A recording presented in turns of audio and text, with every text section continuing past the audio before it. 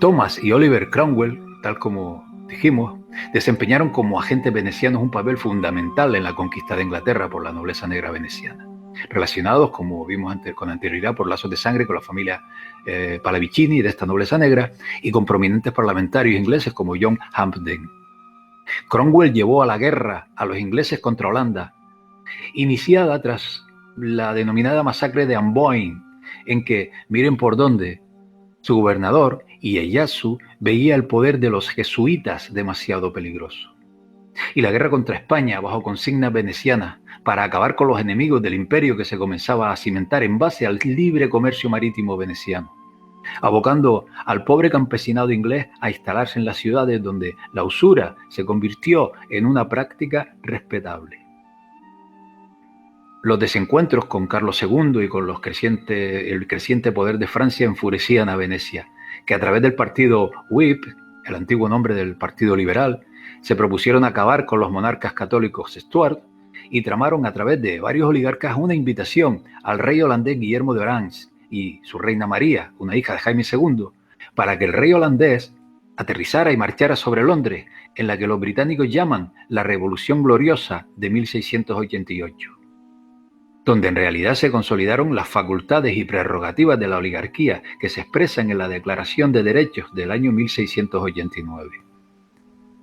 6 años después de la citada revolución, había un Banco de Inglaterra y una considerable deuda nacional, una copia perfecta de la oligarquía veneciana que a través del partido veneciano manejaba el destino de Inglaterra. La British East Indian Company,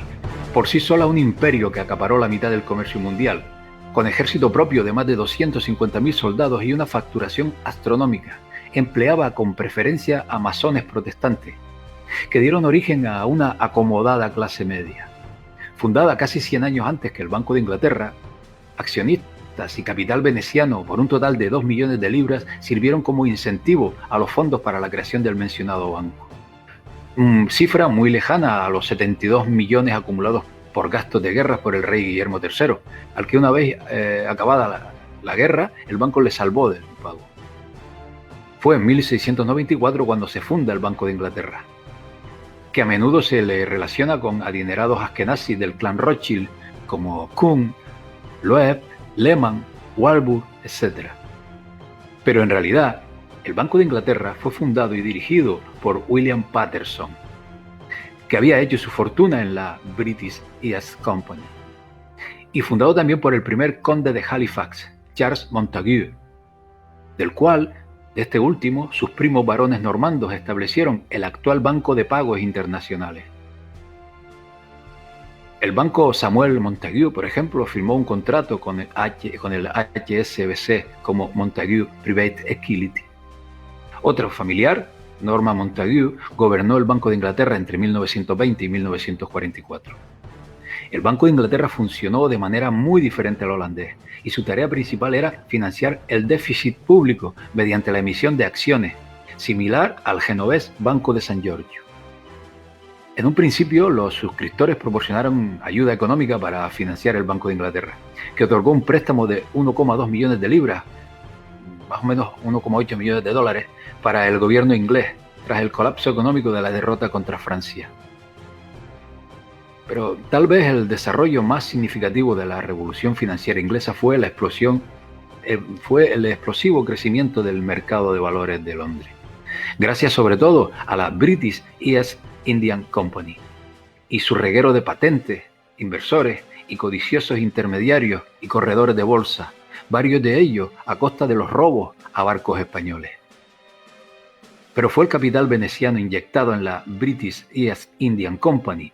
y sus espléndidos beneficios el que consolidó el Banco de Inglaterra como entidad financiera de capital privado para créditos a las administraciones inglesas. El famoso desplome de 1696 obligó al gobierno a intervenir para regular aquella orgía de capital, un poco tarde porque no evitó la siguiente crisis de 1720, que derivó en un drama no solo en Inglaterra, sino también en Francia y Holanda. Años después, el Banco de Inglaterra dejó supuestamente de ser privado, ya a comienzos del pasado siglo XX. A partir del anterior siglo XVI se ve con bastante asiduidad la figura del judío de la corte, o factor judío, o Hofjuden, banqueros que manejaban las finanzas de la realeza europea o la nobleza. Se hicieron necesarios debido a las prohibiciones contra la usura aplicadas a los cristianos y no a los judíos. Muchos reyes y emperadores, como los Habsburgo del Sacro Imperio Romano, tenían un número considerable de judíos en la corte. Por ejemplo, en la corte de Leopoldo I de Habsburgo, emperador del Imperio Austrohúngaro, que estaba plagada de asesores jesuitas, servía como banquero el judío Samuel Oppenheimer, en cuya banca entró a trabajar desde muy joven un tipo de apellido fundamental en la historia de la banca, un tal Mayer Amschel Rothschild. Estos banqueros judíos satisfacían no solo las grandes cantidades invertidas en constantes guerras, sino además toda clase de caprichos y de excesos del monarca de turno, que se endeudaba hasta el punto de sacudirse sus deudas expulsando a todos los judíos de su dominio. Aunque en el caso de Leopoldo I los expulsó a todos salvo a su banquero Oppenheimer, por razones que ahora no vienen al caso. En este siglo XVII, los Keilot, o comunidades judías, forzadas a convertirse en prestamistas por las severas limitaciones que se les imponían, comenzaron a ser garantes de las deudas contraídas por judíos con los prestamistas cristianos, el clero, las instituciones de la iglesia y la nobleza. Obtenidos sustanciosos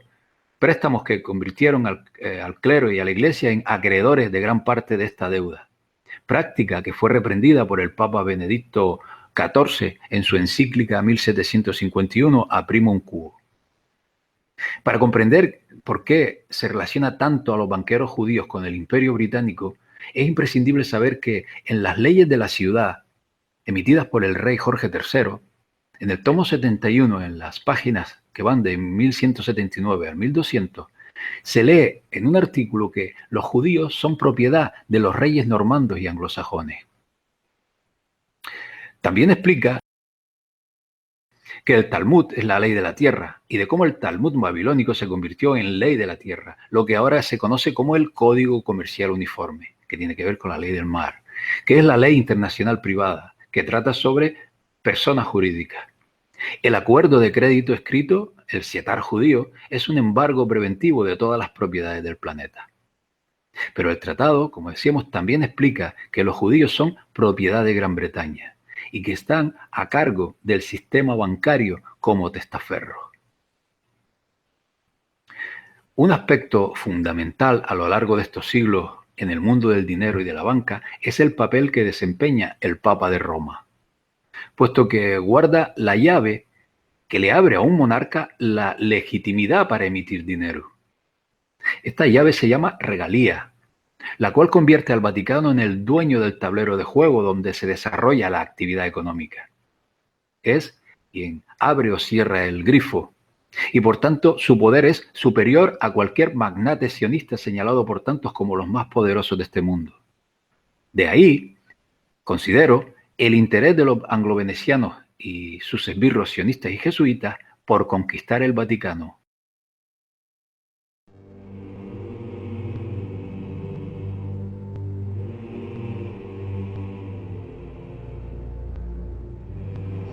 Your hate has made you powerful.